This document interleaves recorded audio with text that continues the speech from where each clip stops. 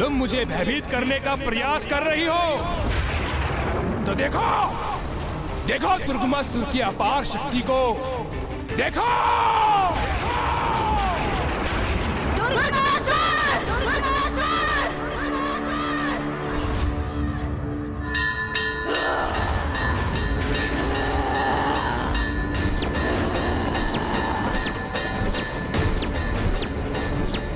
अपनी अनेक भुजाओं को प्रकट कर व्यर्थ है तुम्हारा शक्ति प्रदर्शन, क्योंकि तुम्हारा दुर्भाग्य अब तुम्हारे समक्ष है। तुम्हारी भुजाओं की संख्या तुम्हारी शेष श्वासों से भी कहीं अधिक है।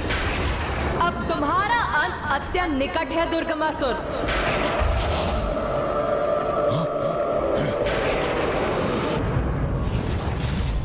देवी, अंत मेरा नहीं, अपितु तुम्हारा होगा, क्योंकि एक तुच्छ नारी होकर तुमने इतना बड़ा दुस्साहस किया है।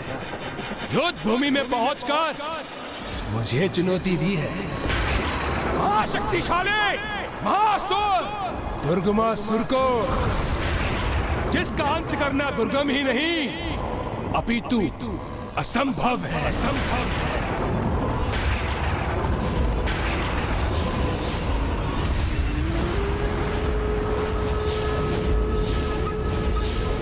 इस दुष्ट का इतना दुस्साहस! भैया, इस दुष्ट के इसी दुस्साहस से अब इसके पापों की गागर और तीव्र गति से भरेगी। आप चिंता मत कीजिए भैया, अब इसके जीवन की उल्टी गिनती आरंभ हो चुकी है। देखिएगा, शीघ्र ही अंत होगा इस दुष्ट का।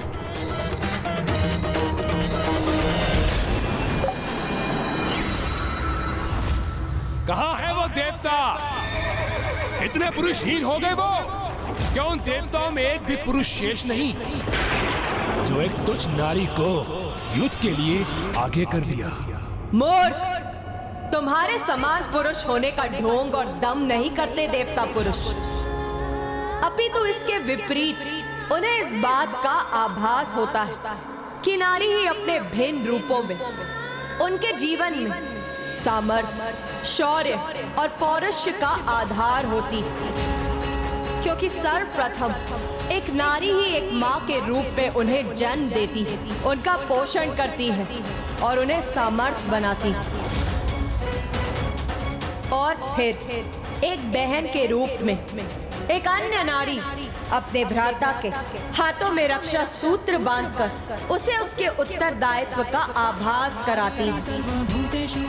और फिर एक पत्नी रूप में भी तो एक नारी ही होती है, जो स्वयं पूजा पाठ और व्रत कर अपने पति की रक्षा सुनिश्चित करती है। इसीलिए वो पुरुष जो देव बुद्धि संपन्न है, वो नारी को स्वयं से निम्न मानकर उसे पीछे रखने की कल्पना भी नहीं करता, अपितु वो नारी को आगे बढ़ाने में सहायक होते हैं। तो जैसे मिथ्या और आसुरी बुद्धि वाले पुरुषों को यही सीख देने आगे आई है ये नारी।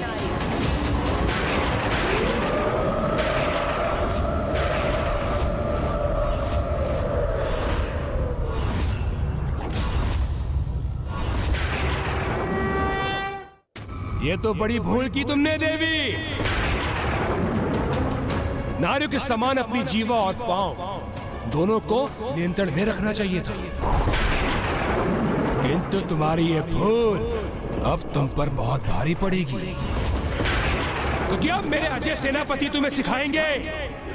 एक नारी का अधिकार आगे बढ़ने का नहीं, अपितु पीछे रहने का ही होता है।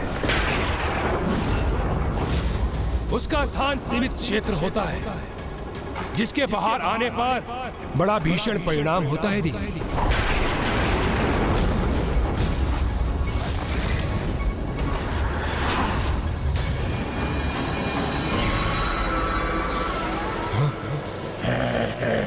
अतिरिक्त ऊर्जा प्रदान कर अपने सेनापतियों को और अधिक सशक्त बना दूंगा मैं।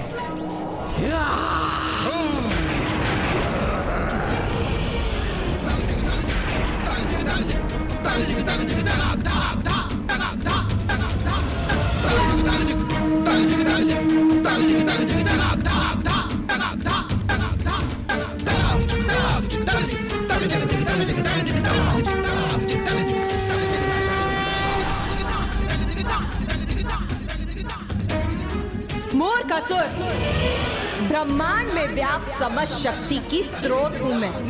एक नारी हूँ मैं, और एक नारी शक्ति को सीमित समझने वाले मेरी शक्ति के समक्ष तुम्हारी शक्ति वास्तव में तुच्छ ही है। और फिर भी उसका अपार दम्भ है तुम्हें, जो तुम्हारे नष्ट होने के साथ ही शीघ्र ही खंडित हो जाएगा। और जो मेरी शक्ति से सुरक्षित है, तुम उसका स्पर्श भी नहीं कर पाओगे।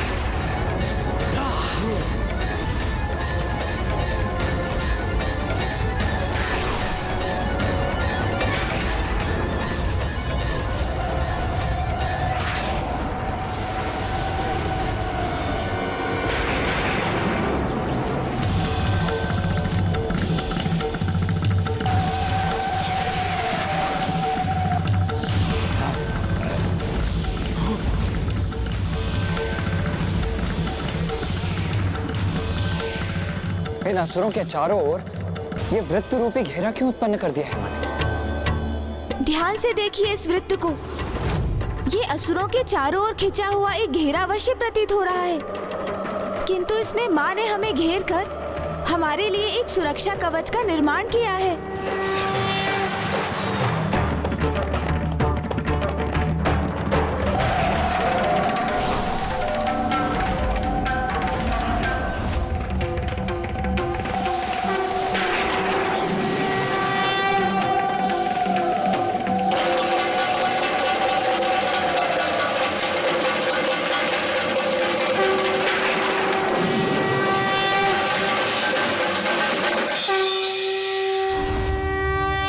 माँ को ज्ञात है कि इस युद्ध के आरंभ होने पर यहाँ अनंत शक्ति का प्रयोग होगा, इसलिए हमारे और शेष सृष्टि के चारों ओर अपने दिव्य सुरक्षा कवच का निर्माण कर अब माँ सभी की सुरक्षा के प्रति निश्चिंत होकर युद्ध के लिए तत्पर हो गई है।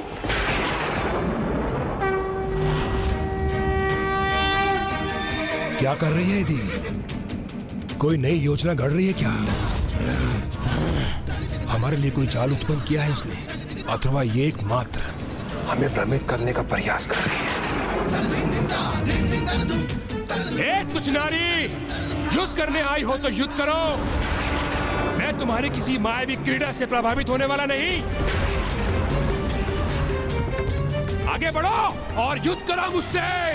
तुच्छ मानते हो ना तुम नारी को और नारी की शक्ति को।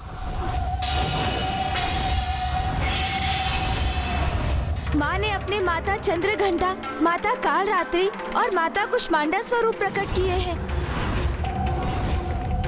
जो अब शीघ्र इन असुरों का संहार करेंगे।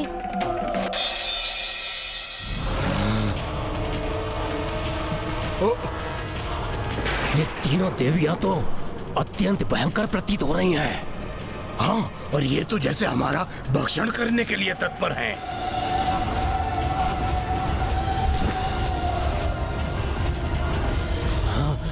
मेरे महायोद्धाओं, चिंता मत करो।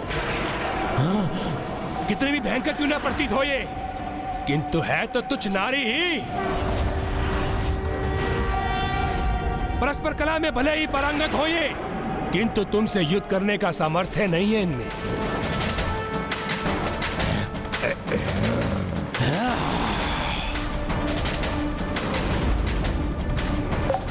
दुष्ट, इसी प्रकार तुम माता का अपमान करते रहे तो कदाचित युद्ध से पूर्व तुम्हारे पापों की गागर पूर्ण रूप से भर जाएगी, और फिर वही काल बनेगा एक नारी के हाथों तुम्हारी पीड़ादायक मृत्यु का।